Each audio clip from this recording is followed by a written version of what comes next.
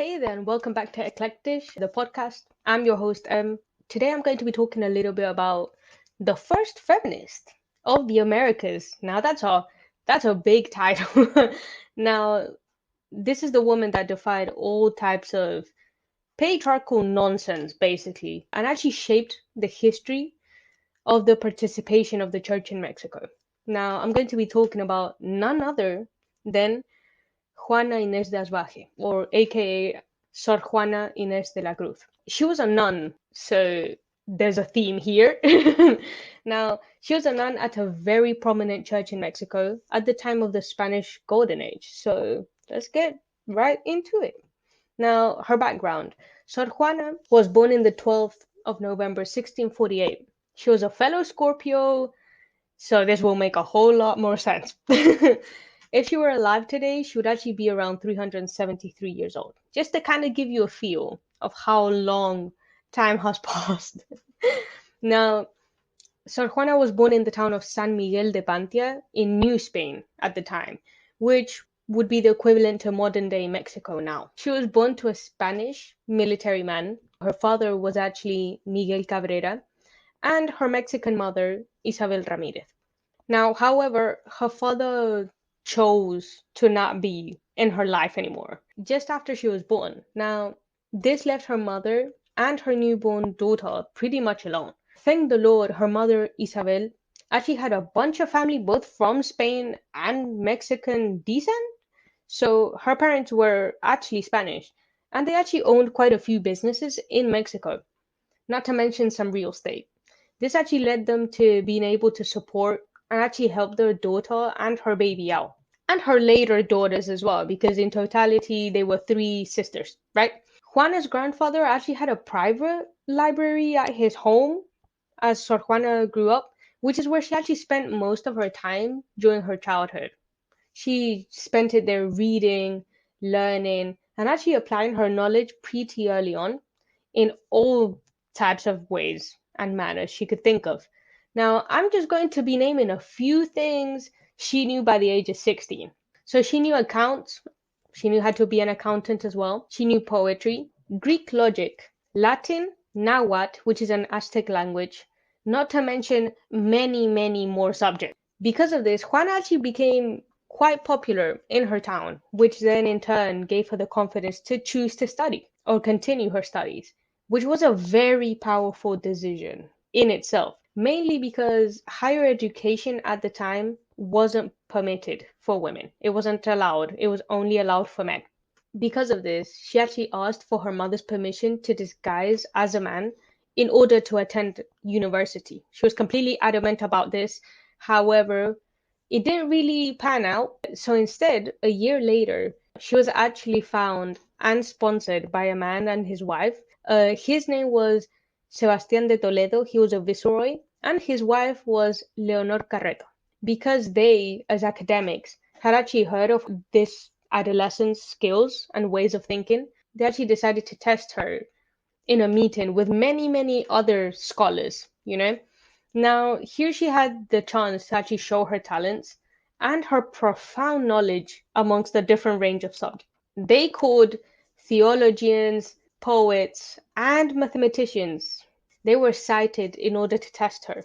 Now, at the ripe age of 17, Juana really wowed them with her talent and her skill to maneuver different hypothetical situations and the outcomes of these. Now, she was simply just a young woman with her head on her shoulders.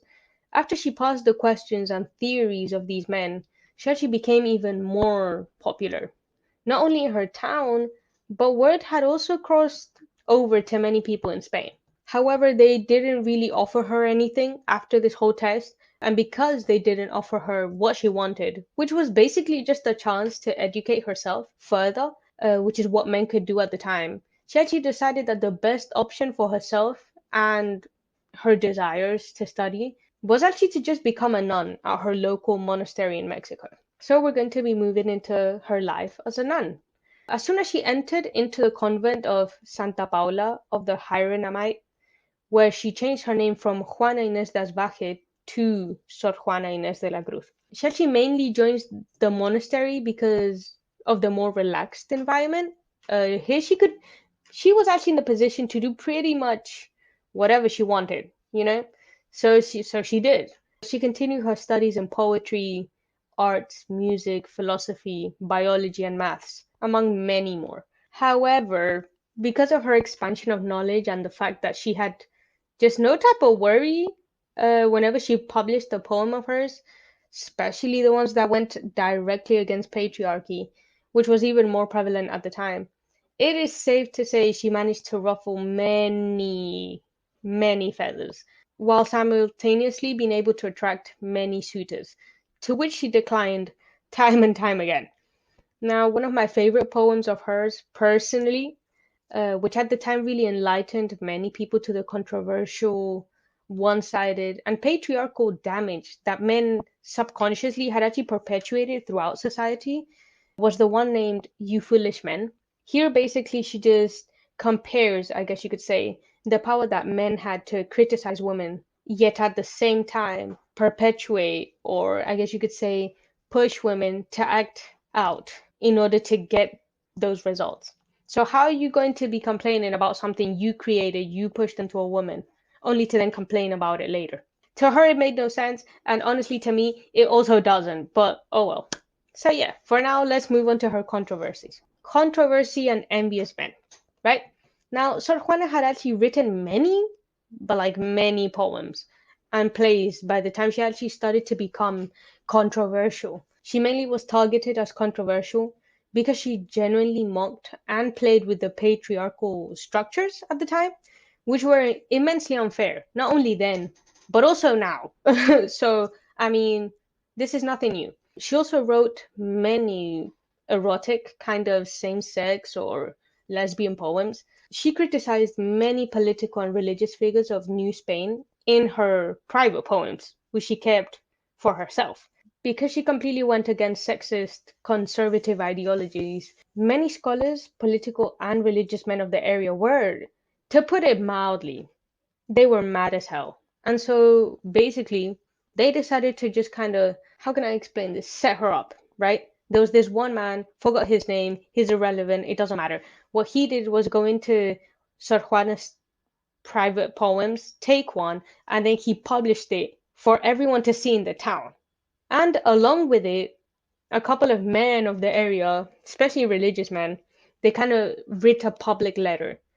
And here they decided to not only insult her, but they insulted her work on top of that. How did they do that? Basically, they were saying that maybe she was too concerned with writing when she should instead be concerned with helping the community as a nun. This was all basically because in the poem she criticized a male figure in the town. Not only that, but she stated that women deserve the exact same opportunity to move into higher education in order for them to grow as individuals, which is common sense, right? Her ideology was that this would also give the opportunity to older women who had a lot of knowledge to not only teach it and expand themselves, but to actually teach it to the newer generations or upcoming generations of women, basically little girls, which inherently would also help with the many cases of perversion with minors, which many male teachers sadly were involved in. She had also stated that if God had given her the power of thinking, that she would indeed continue to do it. At this point, the men weren't only salty, they were top tier mad. Now, they replied that her responses were too wayward and too forward. Because they had become extremely salty and had semi threatened her with censorship, Sor Juana decided that she would just pay penance by working in private and hiding her 4,000 or so volumes of writing, which sadly, as time progressed, we lost many of, just like in every other episode. Now, however, before she completely went private, she did write a handful of letters acknowledging her penance and how bad she felt, right? However, these were clearly filled with sarcasm. Not only that, but when she had actually finished them, she signed in her blood, proceeding to say, and I quote, "Farewell, I, the worst of all." She actually then sadly and tragically died a few years later after being forced to work just like the other nuns did, while helping the sick and arranging aid for her community, Because of this, she was actually directly, personally treating other nuns who had contracted different illnesses. Now, she died because whilst helping and treating one of these nuns who had contracted a type of plague at the time, she obviously also contracted the plague. Because of this, she died at a very young age. She actually died at 46 years old on the 17th of April, 1695. Now, conclusion, because there's really not much about Sor Juana out there.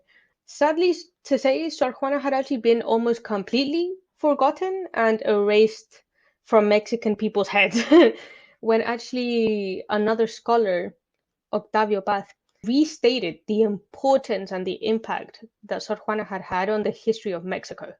Not only did she play a part in history, she was history. And yeah, if you want to know more about Sor Juana, there's a amazing video made by TEDed. It's online, it's on YouTube. It's called The Worst Nun of Them All. I would definitely check it out. It's very, very entertaining. So yeah, that's it for today's episode was a short and sweet one. I hope you really enjoyed Sor Juana's life journey and contribution to society in general. Please don't hesitate to kind of leave some feedback down below. So, sending you all love and blessings through this audio. Greetings, take care.